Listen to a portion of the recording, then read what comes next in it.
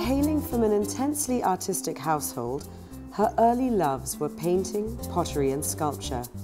Dubbing herself a creative creature, she grew up alongside a mother who was the first violinist in Sri Lanka's symphony orchestra and a father who was one of the country's most noted architects.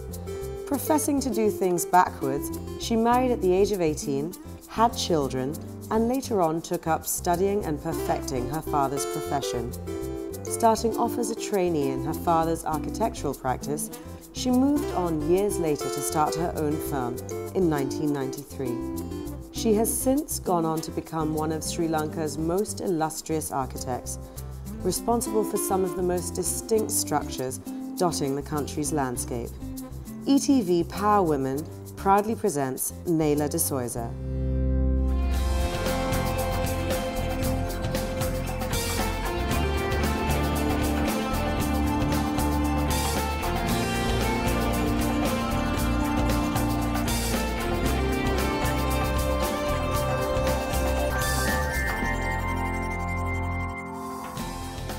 Hi, you're watching Power Women on ETV, and today we have with us quite possibly one of Sri Lanka's foremost female architects.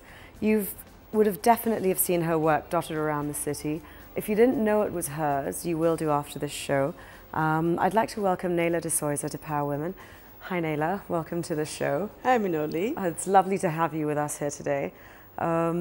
I'd just like to, I think everyone has seen your work. I mean, you're very, very well known, renowned, in fact, and I just wanted to kind of ask you about what it was like growing up in such a creative and artistic household. Your father was again a renowned architect.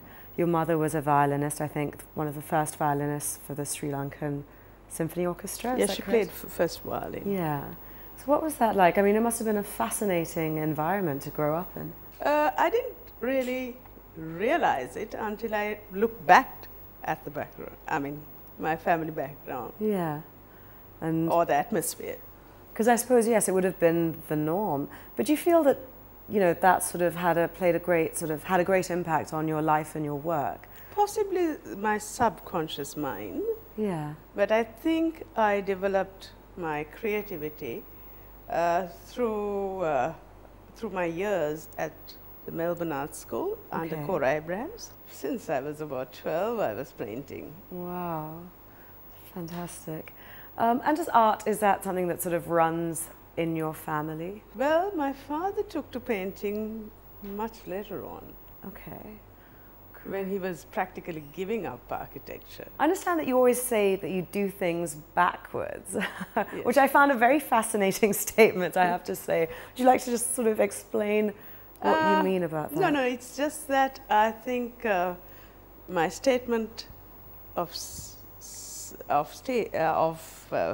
saying that I do things backwards was because straight after school I got married. Right. Okay. So architecture came after marriage. I mean, did it just sort of come to you one day, you were kind of sitting around thinking, okay, or had you always, through your father? I always wanted to do architecture. I think architecture fascinated me. Right. But I never got the opportunity of doing it until, you know, everything, I mean, I got married and had kids. Another thing that you always say is that your buildings, your projects tell a story. Mm-hmm. I know that the BMW building was one that was probably almost like a landmark building because that style had not really been seen here, I think, before. How do you conceptualize it and then implement? I mean, it must be, you know, a real sort of labor of love, if you like. No, actually, Minoli, I mean, that was, it was almost a highway where, you know, cars just gush past. Yeah. And, well, a car, you know, when you're traveling very fast, look at a car, I needed to attract, and a BMW is something, you know, everybody, it's a head turner. Yeah, absolutely. Okay, like a Mercedes. Yeah. So, I mean, I needed a very simple car shed.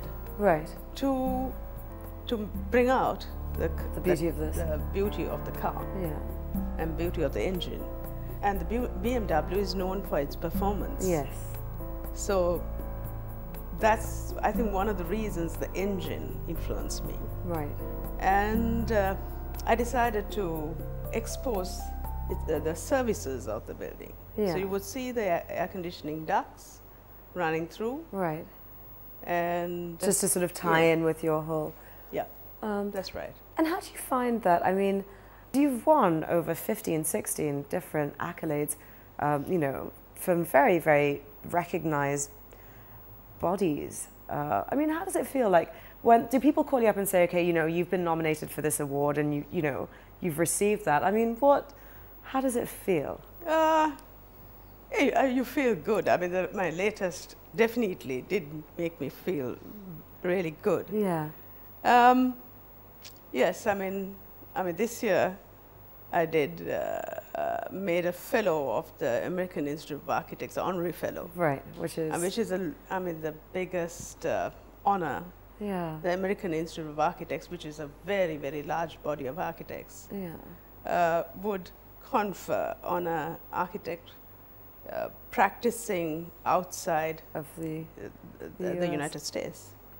So that's huge. Yeah. So I mean, that actually made me feel really good. Yeah. Because I was the second next to Jeffrey Bawa to receive that. Yeah, to receive. So what would you say are a few of your favorite sort of projects, or you know, that you just love? Yes. I like the Suzuki Maruti building quite a bit, which won the Jeffrey Bawa Commendation Award last year. Which is again a very interesting structure. Yes. And it was quite a challenge because the client gave me this site which was overlooking the general cemetery, and he was wondering whether the client was, you know, having thoughts about, you know, whether people would be superstitious about purchasing a car and driving out and looking at the general cemetery, the tombstones. But there was no option because the locality was such, the main road had to be faced. I mean, since it was a showroom. Yeah. But I think the success of it so happened. The success story is that within a year, they made enough money to buy the next door plot of land. Any other projects that you've done recently that you think, okay, you know, I love this. I had an amazing time doing it. Yeah, I had an amazing time doing the Ministry of Ports and Aviation. Okay. It was a listed building. Okay. It's called the Customs House building. Right. So that, you know, poses sort of a bigger challenge of what you could do and what you can't do. And it was overlooking the Garden Gardens, which is of the President's house. The majority of the money, or I mean, more than 75% went on restoring the building. Wow. Well, I have to say, I was admiring your ensemble earlier, and especially your fan. I mean, you've got this beautiful sort of love of colour. Does that sort of translate through to your work as well? Yes, in a way, I do use a lot of colour, but with meaning. Right. I wouldn't use colour for the sake of using colour. No way. Okay. So it depends on the project. Yeah. So Nela, as we were discussing earlier, I mean, I don't know if I mentioned it, but you are the eldest of a family of three. You have three girls. Yeah. I mean, that must have been quite nice. I mean, were you the only daughter who ended up going into architecture? Yes. Yes. Okay. And tell us a bit about your journey through it, because as you said, you started with art and sculpture when you were 12, got married, and then sort of got into architecture. How has that been? How did you sort of go into it with sort of real head-on, guns blazing? Head-on. Head-on. That's right. Just tell us a little bit about, you know, how you know, because you started your own firm. I mean, you were working with your father for a while, I understand. Yeah, I mean, actually, it was circumstances. Right. I was working with my father for several years. Yeah. I think he, I mean, till 1993, really, and I started my firm. Right. Only in 1993. I had no idea of having my own firm, Yeah. but it was just circumstances, and a challenge was put out.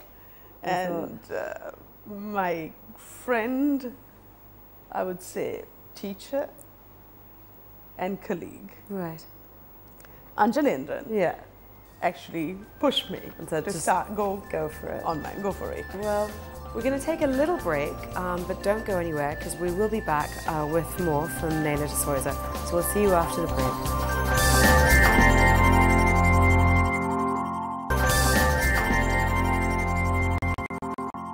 Welcome back to Power Women on ETV.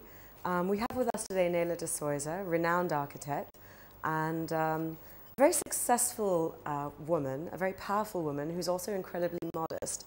I've been trying to get her to talk about her success, and she's been a little bit reluctant, but we're going to ask her a few more questions because I was sort of reading about you, and I have to say it's something that I found very inspiring, where you say, you know, take every challenge and treat it as an opportunity. Have you had many challenges? Of course, my life has been full of obstacles, Yeah. which I have used as challenges And to go forward. To go forward, and you've just kind of overcome that. Yes. Did you find architecture, when you got into it, a sort of predominantly male-dominated field, or were there a few women? It is. It has been a male-dominated field. It's still a male-dominated field. I would say it still remains a male-dominated field. But I'm sure there are about 60% women who've gone to architecture. Unfortunately, they get married and they forget about their profession, which is a shame. Which is a shame. But there are people who are coming through. Yeah, and they're probably looking to people like you as role models, as sort of inspiration of, okay, well, this is where I would like to be. But I mean, did you find that that was an obstacle when you started? Your gender was an obstacle when you started? Never thought of it that way. Okay. Just kind of. I think it's possibly more personality than gender. That's what lots of people say. Yeah. If I was a young sort of girl watching this program and I thought, okay, I would like to get into architecture one day, I mean, how would you advise and what would you recommend that they do? Or where would they start? Where should somebody start? I would classify myself more as an artist-architect. Right. That's since I went into architecture through my painting and sculpture. Okay. And I think that that's a good start. So I know that, you know, I've been sort of skirting around this, trying to get you to talk a little bit about your success. Success? Well, I mean, what would you translate success as? I think a success also means not only in the professional field. I mean, I think one needs a little bit of business acumen also to be successful. Yeah. And vision that way. I mean, it's not only, I mean, I might be having creative vision, but I certainly don't have any other business vision. But I guess, you know, knowing that, I mean, you know, that helps, right? Because you're never going to be sort of all-encompassing. No. You know what your strengths are. And I know my strengths. That's absolutely. Play to them. And I think that's probably a factor in why you're successful. You said it, not me. Well, tell us a little bit about what is a day in your life like? I mean, is it, you know, just crazy, manic, running from meeting to meeting, kind of from the time you get up? What's a typical day like for you? Not really, Minoli, because I live alone. Right. And I've got 2 dogs. Okay. Because my children are both married. Shivaji and Shivanta are married. Yeah. I think I get up in the morning and I mean, I've got so many phone calls to make because, you know, before people start moving, I just try to catch them. So that's my first thing before I sort of shower and get to office. Yeah. Start the day. And start your day. Wow. And I also know that you. Of course, I have to attend to the household. You know, see that the house runs. Yeah. And the dogs are looked after. So have you always had this sort of great love for dogs? Yes, ever since I was a kid, I did have. I used to love Dachshunds. Then I had a Japanese. I had a Japanese Spitz. Of course, Shivaji, my son, presented one day when the Dachshunds, died. He presented me. He surprised me with a German Shepherd. Oh my goodness! So after that, I've been into German Shepherds in a big way, and ultimately, when I was working in India, I decided to pick two, a male and a female, and brought them down here. Okay. So I've got Harry, who's a champion German Shepherd, who was best in show last year, 2008 year. Okay. And I've got Rhea. So tell me a little bit more about your children. Yeah. I know you've sort of spoke about Shivaji, but you have two boys, Shivanta. Yeah, I've got Shivanta and Shivaji. Yeah, Are they artistic, sort of creative? Shivaji is, in a way, he's got a flair. Right. But sometimes, he went through a craze. Okay. But I think he's now toned down, thanks to Sean Parr. But Shivanta is more subdued. He's been always like that. Yeah, like that. And you're a grandmother as well. That's right. I've got Aniela, who's 4. Wow. Who's supposed to be taking after me. Okay. Well, that's in good. Personality, which I dread. Two alike. And Alexander, who's quieter, and of course hardly one. Okay. Yeah. Do you have any other sort of interests or passions? I love my painting, which I have not been able to dabble with. That's all. I think I need the atmosphere of the school, and unfortunately, I don't have it now. Right. But I'd love to, get back to it.